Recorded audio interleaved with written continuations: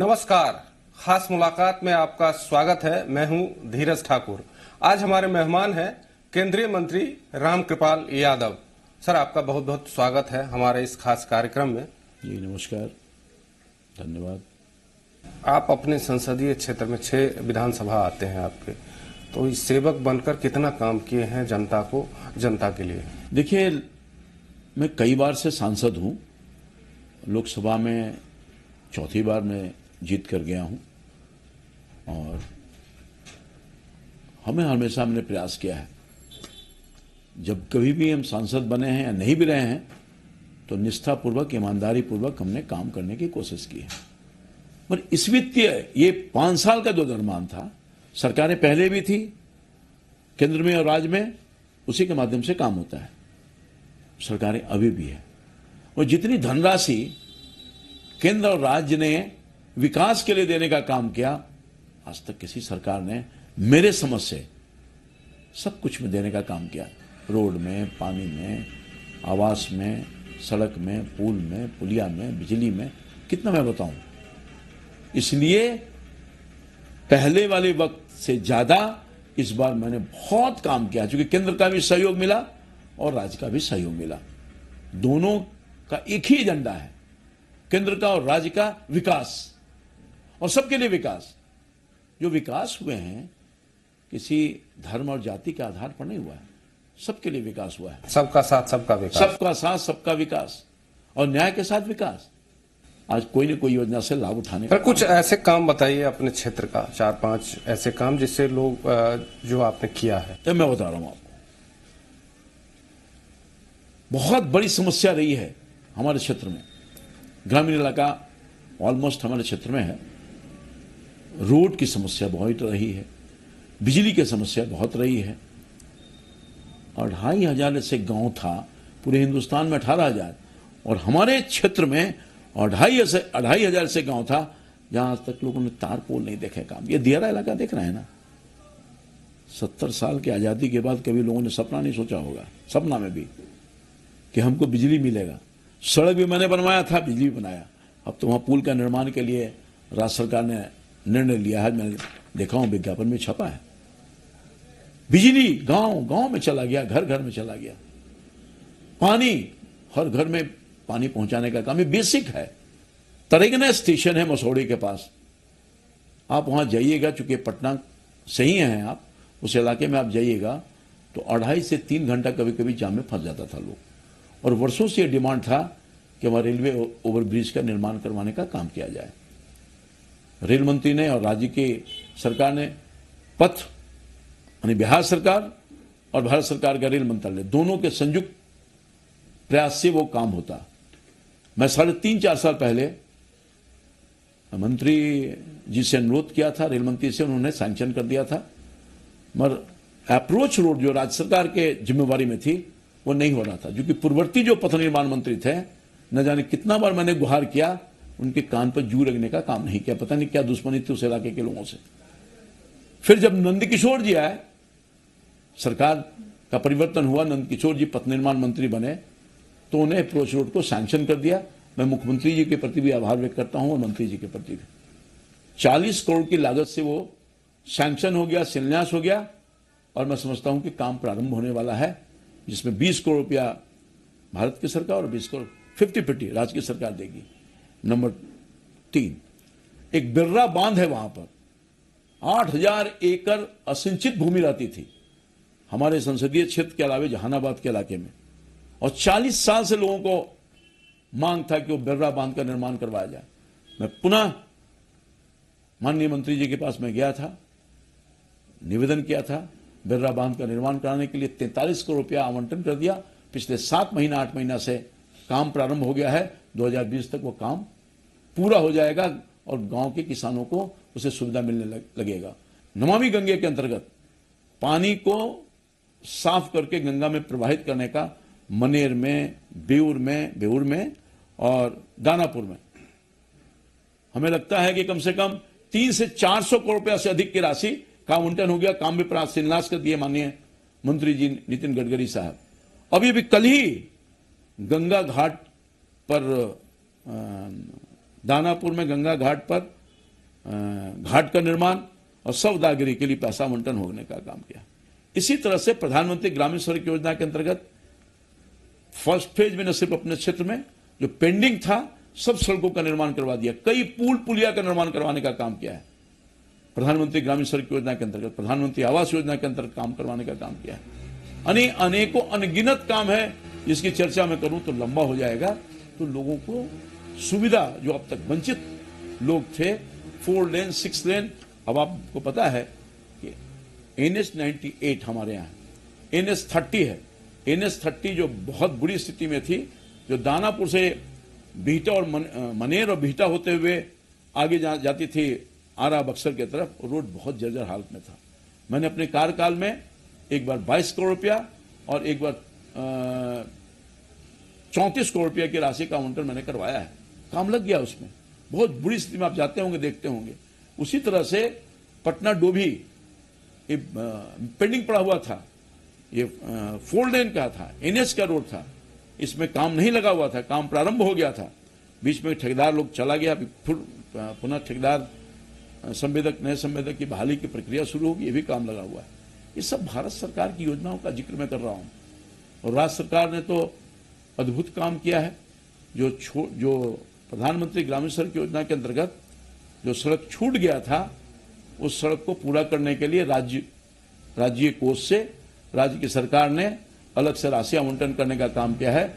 250 और 100 का भी अगर टोला है उसको भी ग्रामीण सड़कों से जोड़ने का काम किया जाएगा। फर्स्ट फेज में पूरे तौर पर पूरे बिहार में और पूरे पटना में फर्स्ट फेज का काम पूरा हो गया लगभग। और मैं समझता हूं कि अब कोई 2020 तक ये प्लानिंग है, पटना का, बिहार का कोई ऐसा गांव नहीं रहेगा जो सड़क से नहीं जुड़ा होगा। राज्य सरकार ने मेंटेनेंस पॉलिसी बनाई है जिसमें जितने भी जीर्ण अवस्था में सड़क है, पथ निर्माण विभाग के अंदर पथ निर्माण विभाग के अंदर, पथ निर्माण विभाग में एक और काम हो रहा है जिस सड़कों का निर्माण पथ निर्माण विभाग ने, हम धन्यवाद देना चाहते हैं नंद किशोर जी को, माननीय पथ निर्माण मंत्री को, माननीय मुख्यमंत्री जी को, जो ने मेरे इलाका में बड़ी बड़ी सड़कें, अभी 3-4 बहुत महत्वपूर्ण सड़क का शिलान्यास हमने करवाया है। जो CRF का फंड है, दिल्ली से पैसा आया था। तो मैं समझता हूं करीब 7-8 बड़े सड़क जो ग्रामीण विकास से ट्रांसफर लेकर के हमारे पीडब्ल्यूडी में लेकर के उसके निर्माण करने का, और निर्माण होगा तो 7 साल मेंटेनेंस का भी काम संबंधित ठेकेदार को ही करना पड़ेगा, ये एग्रीमेंट हुआ है। तो बहुत काम चर्चा में करूं तो लंबा हो जाएगा। कोई क्षेत्र ऐसा नहीं है जहां काम नहीं हुआ है, और बड़े रफ्तार से, चूंकि पैसा बहुत आ रहा है।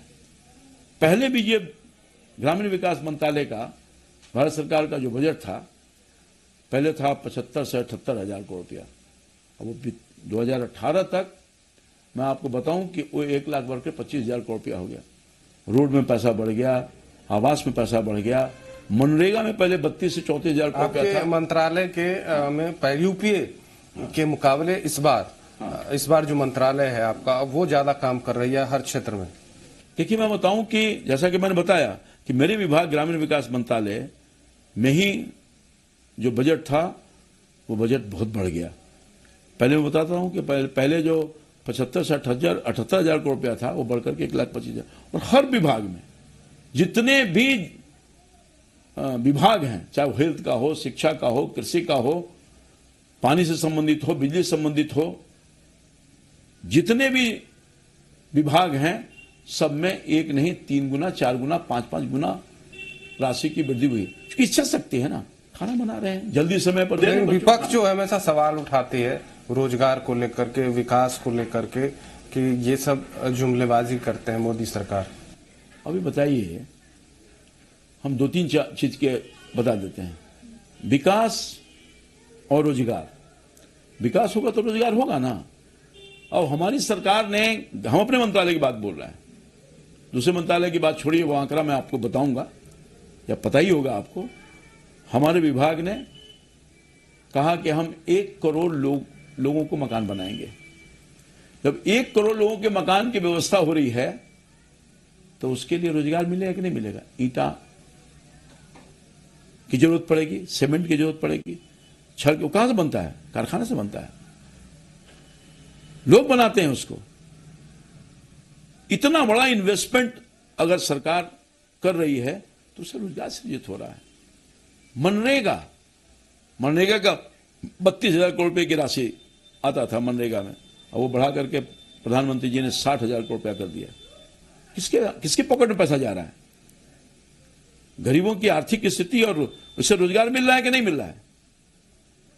रोड बन रहा है, उसमें लोगों का मजदूर काम कर रहा है कि नहीं कर रहा है?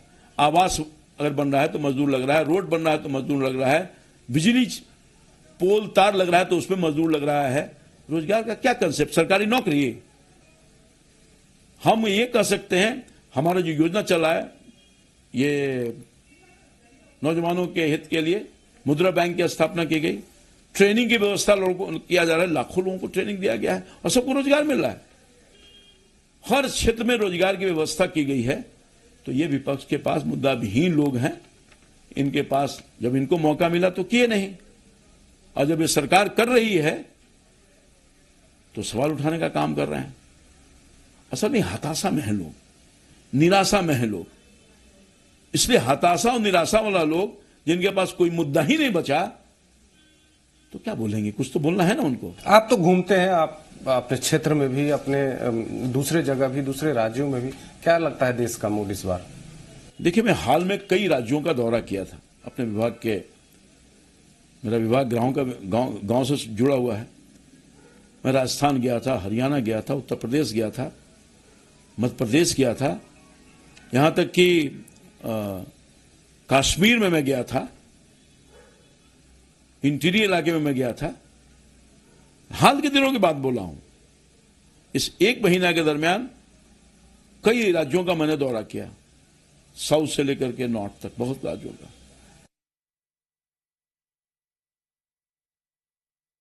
आप जानते हैं कि राजस्थान और मध्य प्रदेश में हम पीछे रह गए।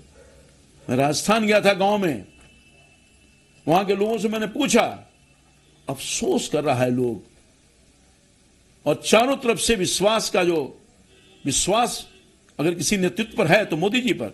चारों तरफ वो कह रहा है कि मैंने गलत काम किया, और सब्ज बाग दिखा दिया कांग्रेस पार्टी का लोगों ने। लेकिन इस्तेमाल करने का विपक्ष हमेशा सवाल उठाई इस योजना को लेकर के भी कि मात्र 17 रुपया किसी किसान को देना कहीं ना कहीं उसकी बेइज्जती है। 17 रुपए दे रही है किसान, तो जो कांग्रेस पार्टी की सरकार जो सवाल उठा रही है, या इनके जो चट्टे बट्टे सवाल उठा रहे हैं रामलीला मंडली के लोग, मैं पूछना चाहता हूं, आपने क्यों नहीं प्रारंभ किया था? दर्द नहीं था आपको? इस सरकार ने काम प्रारंभ किया, जाके पता कीजिए ना जनता में। विजन नहीं था, सोच नहीं था, केवल आपने वोट बैंक के रूप में जनता को इस्तेमाल करने का काम किया, और जब जनता ने आप पर विश्वास करके आपको सत्ता में बैठाया,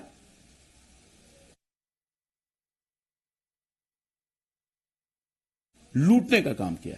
यही तो किया है केंद्र में बैठे हुए लोग। पटना के रैली में 2 अनाउंसमेंट प्रधानमंत्री जी ने किया। एक किया कि हज यात्रियों की संख्या बढ़ाई गई, और दूसरा 850 जो है वो रिहा, जो सऊदी अरब में रहते थे, उनको कहा गया कि इनको रिहा किया जाएगा। लगता है कि आपको सबका साथ सबका विकास का नारा है ये? देखिए, मैं बताऊं आपको, मैं भारत सरकार का मंत्री हूं, ग्रामीण विकास मंत्रालय का। लोग कहते हैं कि सरकार भेदभाव के साथ आरोप लगाते हैं, विपक्ष के लोग, कुछ कहा नहीं ना। पता है आपको कि आवास योजना में 60% रिजर्वेशन है दलित और आदिवासी लोगों के लिए, और 50% रिजर्वेशन है जो माइनॉरिटीज के लोग हैं उसके लिए। उसको हटाया। रोड बन रहा है तो उस पर अमुक आदमी ही चलेगा, केवल बीजेपी का वोटर ही चलेगा, एनडीए का वोटर ही चलेगा, ऐसा है कहीं का? पानी सबके लिए, बिजली सबके लिए, आवास सबके लिए, गैस का कनेक्शन सबके लिए, पेंशन सबके लिए, किसानों का लाभ सबके लिए। कहां भेदभाव करते हैं? प्रधानमंत्री जी ने जो काम किया है, सबको लेकर काम किया है, और 130 करोड़ जो जनता है, 125 करोड़ जनता, उसके लिए कदम उठाने का काम किया है। मैंने ये सवाल इसलिए किया कि विपक्ष हमेशा ये कहते हैं कि बीजेपी धर्म के नाम पर बांटती है समाज को। ये वो लोग बोल रहे हैं जिनके मन में ये भाव है। बीजेपी के मन में और एनडीए के मन में ये भाव कभी नहीं रहा है। हमने कोई एक एग्जाम्पल बता दे कि हमारी सरकार कोई भेदभाव के माध्यम से काम कर रही हो, तो विपक्ष जो कहेगा मैं उसे स्वीकारने को तैयार बैठा हूं। इसीलिए तो डर है जो 3 तलाक का मामला आया, जो हमारी माँ और बहन हैं जो परेशानी में झेल रही हैं, कई अभी आपने बताया सऊदी अरब से 250 लोगों को 850 लोगों को, एक नहीं अनेकों कदम उठाया गया है। सबको साइकिल, सबको पोशाक, सबके लिए घर, सबके लिए रोड, सबके लिए सब कुछ, आयुष्मान भारत, सबके लिए दवा, ट्रेनिंग जो दिया जा रहा है कौशल विकास केंद्र खोल करके सबके ट्रेनिंग दी है। कहां उसमें आप चले जाइए, हमारे बगल फुलवारी शरीफ के बगल में एक प्रधानमंत्री कौशल योजना का संचालित किया जा रहा है, जाके देखिए कितनी हमारी माइनॉरिटी की बेटी और बहन जो है काम कर रही है, वहां ट्रेनिंग लेने का काम कर रही है। सब गलत आरोप है। हमारी सरकार धर्म जाति के आधार पर काम नहीं करती है, वो 125 और 130 करोड़ लोगों को नजर में रखकर काम बनाती है। गरीब है तो सब गरीब है। एयर स्ट्राइक जो हुआ, इसको लेकर के बहुत सारे सवाल उठ रहे हैं, आप क्या कहेंगे इस पर? देखिए, ये तो बहुत घटिया राजनीति कर रहा है लोग, विपक्ष वाला लोग। अपनी सेना पर विश्वास नहीं है। सर्जिकल स्ट्राइक हुआ था उरी की घटना के बाद, तो उस समय भी हाय तौबा मचाया गया था, सच्चाई सामने आ गया, और हमारा 45 जवान बलि चढ़ जाता है देश की रक्षा के लिए। देश का जो भाव था वो आप सब लोगों को पता है, और भाव के अनुसार हमारी वायुसेना के जवानों ने निर्णय लिया, चूंकि सरकार ने छूट दे रखा था कि आप अपना निर्णय खुद लीजिए, और निर्णय लिया 80 किलोमीटर जाकर के अंदर आतंकवादियों के जो ठिकाने थे, जहां ट्रेनिंग सेंटर चल रही थी, उसको ध्वस्त करने का काम किया। तो उस पर सवाल उठा रहे हैं। अभी जो सब जगह सारे चाहे वो ममता बनर्जी हो, मायावती हो या फिर कांग्रेस हो, सब एक जगह हो रहे हैं ताकि एक गठबंधन बनाया जाए, क्या लगता है आपको? देखिए, ये गठबंधन भरोसे लायक नहीं है, क्योंकि कई पार्टियां जिनके विचारों के मतभेद रहे हैं, आपसी तफरका रहा है, पूरे देश पर नजर डाली है, चाहे वो समाजवादी पार्टी हो या बहुजन समाजवादी पार्टी हो या ममता दीदी की पार्टी हो, तृणमूल कांग्रेस हो या आंध्र की पार्टी हो, सब जगह कहीं न कहीं मतभेदों का बड़ा खाई रहा है। अब आप देख लीजिए उत्तर प्रदेश में, आप देख लीजिए कर्नाटक में एलाइव पार्टनर सरकार चला रही है ना, क्या क्या तू मैं हो रहा, आप जरूर देख रहे हैं। हर रोज मुख्यमंत्री इस्तीफा देने की धमकी दे रहे हैं। यहां देख लीजिए, ये केजरीवाल साहब अलग हो गए ना। उत्तर प्रदेश में समाजवादी और बीएसपी से कांग्रेस अलग हो गई, ममता बनर्जी कांग्रेस के साथ नहीं जा रही है। तो कई कंट्राडिक्शन आप अभी नजर आ रहा है आपको। सर, मेरा आखिरी सवाल यह है आपसे कि पाटलिपुत्रा की जनता को क्या आश्वस्त करना चाहते हैं इस बार आप? पाटलिपुत्रा की जनता, जिसका मैं कर्जदार हूं, इस एक साधारण परिवार के बेटे को, गरीब के बेटे को इतना बड़ा सम्मान देने का काम किया। मैं 10 जन्म ही पैदा ले लूंगा तो पाटलिपुत्रा जनता का जो कर्ज मेरे ऊपर है मैं नहीं उतार सकता। मैं इतना ही आश्वस्त करना चाहता हूं, निष्ठा से, ईमानदारी से प्रयास करके हमेशा आपकी सेवा में लगा रहा हूं। जितना बन सका है पहले और अब मैंने सेवा भाव से काम किया है, और आगे भी आपका आशीर्वाद मिलता रहेगा। तो आपका ये बेटा, आपका सेवक, शासक नहीं, ये सेवक आपके चरणों को, धूल को अपने माथे पर लगा करके आपकी सेवा में लगा रहेगा। और मैं धन्यवाद देना चाहता हूं माननीय प्रधानमंत्री जी का, माननीय मुख्यमंत्री जी का, माननीय पथ निर्माण मंत्री श्री नंदकिशोर जी का, माननीय पथ निर्माण और जल संसाधन मंत्री श्री नितिन गडकरी साहब का, जिनकी कृपा मेरे ऊपर बरस गई। मैं नगर विकास मंत्री, सबका, मैं सिंचाई मंत्री, सबका सहयोग मिला। मैं बिजली मंत्री, सबका मैं आभार व्यक्त करना चाहता हूं, जो उन्हें हर तरह से गांव के गरीब के लिए, किसान के लिए, मजदूर के लिए और पाटलिपुत्र के विकास के लिए माननीय रेल मंत्री का। इसलिए आपके मंत्रालय से देश में बहुत सारे काम हुए हैं। मेरे मंत्रालय में मैं मोटे तौर पर बता पाऊंगा कि भारत की सरकार ने, जो आदरणीय मोदी जी ने हम सब लोगों पर दायित्व सौंपा था, गांव की गरीबी को दूर करना है और गांव का विकास करना है, महत्वपूर्ण भूमिका अदा किया है। मैं आपको बता सकता हूं कि प्रधानमंत्री, हमारे यहां कोई 6 महत्वपूर्ण योजना चलाई जा रही है। इसमें प्रधानमंत्री आवास योजना, प्रधानमंत्री सड़क योजना, मनरेगा की योजना, पेंशन योजना वगैरह वगैरह कई योजना है, जिसमें जो महत्वपूर्ण योगदान दिया है पहले की सरकार की अपेक्षा यूपीए में यानी 2010-11 से 2013-14 तक जो मकान इंदिरा आवास के रूप में बना था, वो बना था 25,57,000 और एनडीए की सरकार ने 2014 से लेकर 2019 तक यूपीए की सरकार 25,57,000 और हमारी सरकार मोदी जी के नेतृत्व वाली सरकार आई तो वो बढ़कर के 1,43,00,000 हो गया। ये और मैं बता सकता हूं कि प्रधानमंत्री ग्रामीण सड़क योजना के अंतर्गत प्रधानमंत्री जी ने, पहले के जो सरकार थी वो लक्ष्य था कि 2022 तक फर्स्ट फेज में सारे गांव को जोड़ना है।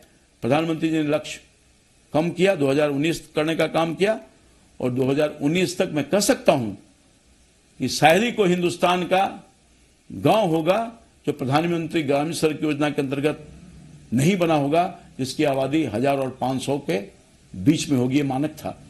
और मैं बता सकता हूं कि कुल मिलाकर के 1,78,184 बसावटों को जोड़ने का जो लक्ष्य था, 91% लक्ष्य हमने पूरा करने का काम किया है।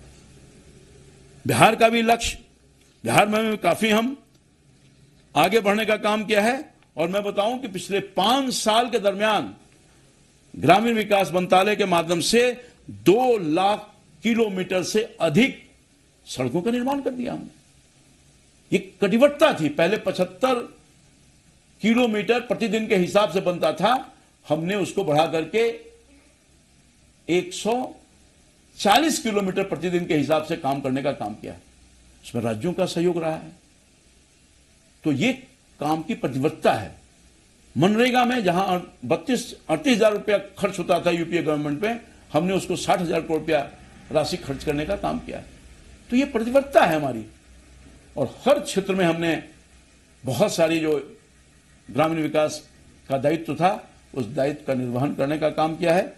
और मुझे पूरा भरोसा है कि जो काम विगत यूपीए के सरकार में, कांग्रेस लीड सरकार में 55 साल में नहीं हुआ, हमने 55 महीना में मोदी जी के नेतृत्व में करके दिखाने का काम किया है। और सबके लिए, बिना कोई भेदभाव के लिए, हमारा मूल मंत्र रहा है मोदी जी का, और हमने करके दिखाया है। जनता आज संतोष व्यक्त कर रही है। जनता मोदी जी के प्रति समर्पित भाव से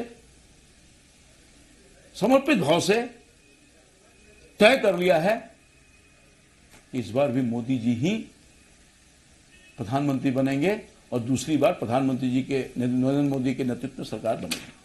रामकृपाल जी, आपका बहुत बहुत धन्यवाद हमारे साथ इस कार्यक्रम में जुड़ने के लिए, और आपका भी बहुत बहुत धन्यवाद हमारे कार्यक्रम में जुड़ने के लिए। अगले हफ्ते किसी और शख्सियत से होगी मुलाकात। बने रहिए जी बिहार झारखंड के साथ।